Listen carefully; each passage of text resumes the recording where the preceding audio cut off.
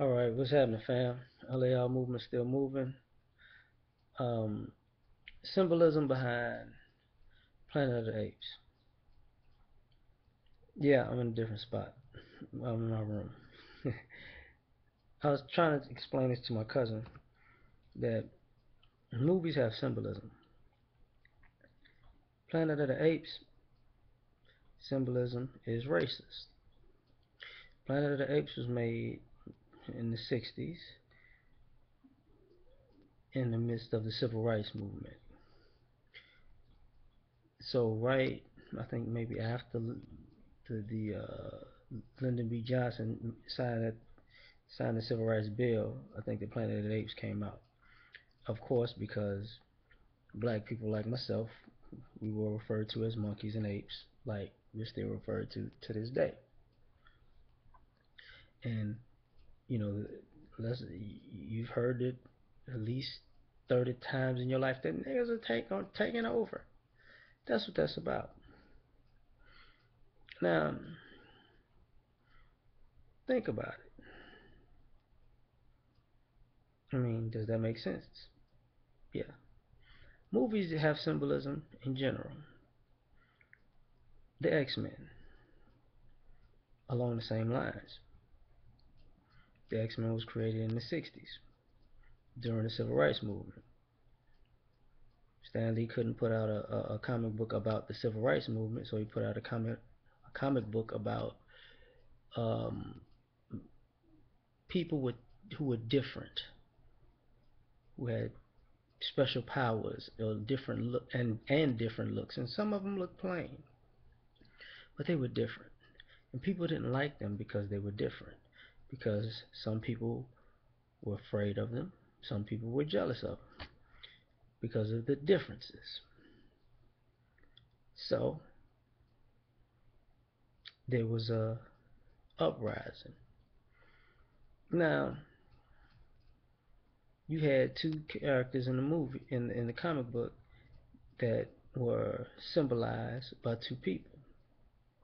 Charles Xavier wanted to integrate Martin Luther King. Magneto wanted to say, no, no, no. They ain't fucking with us. We ain't fucking with them. We gonna separate. Malcolm X. Yes, they used Magneto's storyline with the Holocaust to put a human element to it. Absolutely. It brings everything into the mix. So follow what I'm going with this. Take another story. Superman. This is not a racial thing. Well, I'll go back to the X-Men for a second. In the last X-Men movie, at the end, people didn't realize I was in a movie theater watching this. Kids was next to me, and nobody could figure out who that was at the end. I'm like, that's Apocalypse. Should have known when the kid was in Africa. See, in the X-Men story, the first mutant was Apocalypse, one of the most powerful, if not the most powerful, because he was the first. Everybody came from him, the African dude. Get my point? See, he's blue, but ironically, even in the cartoons they have, he's blue, but he sure looks black. The original couldn't even be black, but he could resemble the closest thing to black. But he was from the blackest place to be. Okay, now moving on to Superman.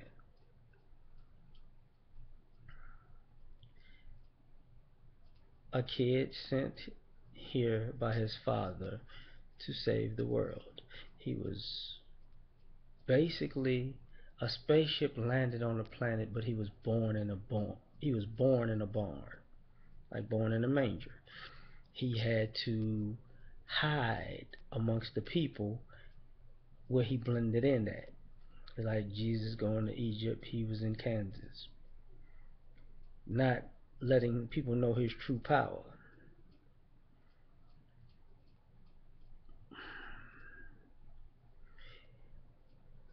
He was capable of all things. He can do all things. He made miracles happen.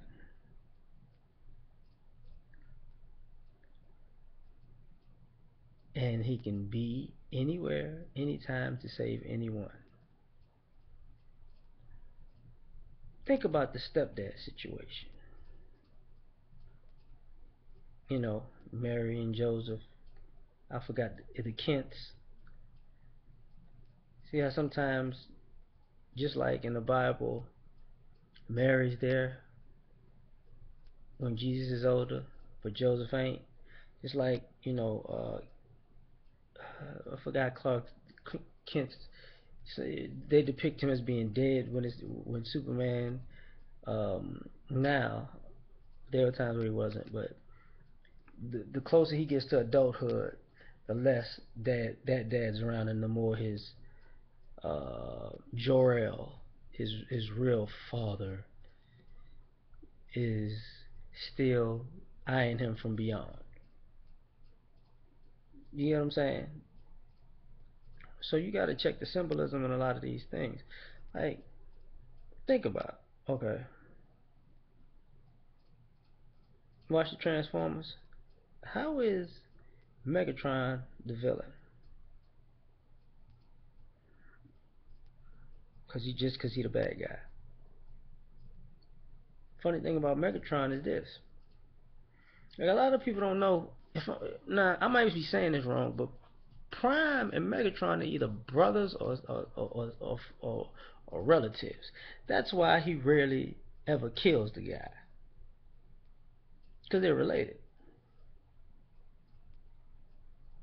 Now the other thing about that is, you notice even in the Transformers, they really don't. They make deals with Megatron, but they always had beef with Optimus Prime. The person that's trying to save their ass is always the one that they fucking with. The person that's trying to kill him. Let's have a conversation. So who's the villain?